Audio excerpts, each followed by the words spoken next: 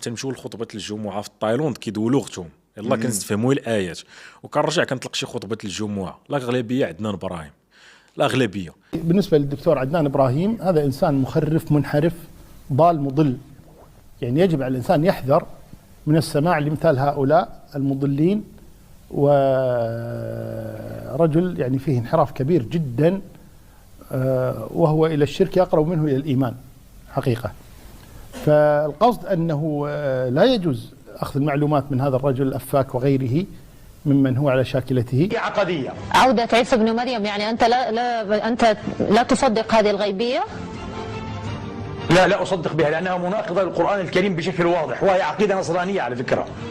عودة عيسى عقيدة نصرانية، حتى اليهود يتبنونها، لكن على أنه الدجال الأنتي كرايست يعني، أو عدو المسيح هكذا. نحن لا نؤمن بهذه الفكرة أو بهذه